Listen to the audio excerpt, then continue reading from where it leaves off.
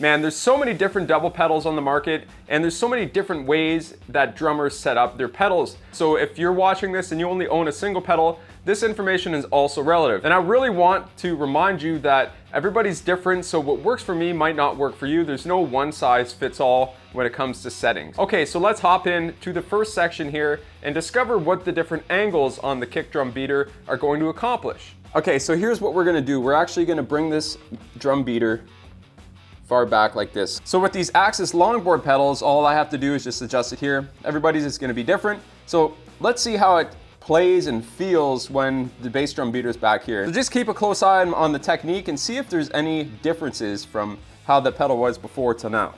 Okay, so watch this. You notice the difference already? The bass drum beater swing is much greater.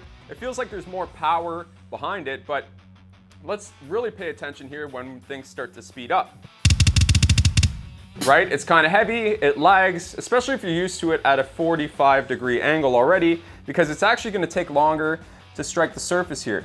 Now, another thing that you're going to feel too with the beater far back like this is that you'll get to a certain point and you're going to feel a lot more resistance, and then you have to use that extra little bit of calf muscle to strike the surface of the drum.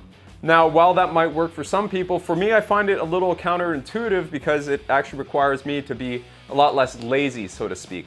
So when we bring our beaters so far back like that, it might pose a few challenges. Now, those are just a few things to keep in mind.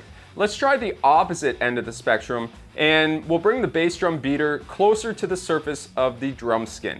Let's see what that's gonna look like. Okay, now this looks kind of silly, and to me, you barely have to move your foot to hit it. And you can see already that my foot is actually coming off the pedal. It's not very responsive. Let's try playing the pedals how they are right now. So it's the opposite of what we just did with the bass drum beater. Now we have the completely opposite effect.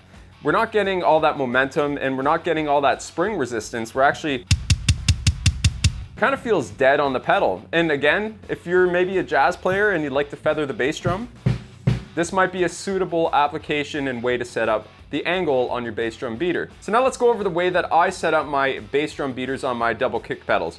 Again, it might change for you because your legs and physicality might be different. Your playing style might be completely different as well. So let's go back down here.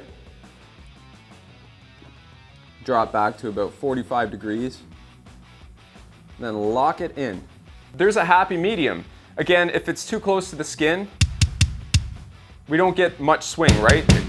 We're not gonna feel that spring extend and we're not gonna get that contraction back into our playing.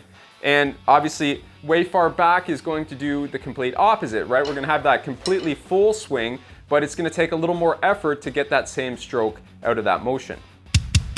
At 45 degrees, it kind of seems like a more natural place. And then from there, you can start to set up the spring tension and everything else in between. And if you want to learn more about that, I'll put a video up here that I did on my Axis longboard double pedal settings. It really translates to most pedals on the market as well, except for the Compression Trick Pro ones, where they have a different sort of compression system as opposed to an elastic system like a spring on these pedals. So you'll notice down here that I'm actually playing with these lightweight beaters, and they're great. Like, I like the smack attack from them. They're nice and light. And I also add a beater weight right on here so that I can add a little bit more weight behind the stroke of my kick drum beater. See, what's important is when you're starting to play a little bit moderately fast stuff like the ankle technique, or you're starting to get into heel toe stuff, you're really gonna wanna play with the pedals. You don't wanna play against them. So if you can find that sweet spot on your pedals that ultimately allows you to do that, this full beater swing like such, then you're gonna be well on your way, other than practicing a shit ton, to being a much better drummer and a much better musician. Now, if you wanna go further with that, I'm also gonna put a playlist right up here, one of these sides, and you can go check out all these different double bass drumming videos, and you can hopefully get your specific questions answered. So thanks so much for watching. My name's Cameron Fleury, and I'll see you in the next video.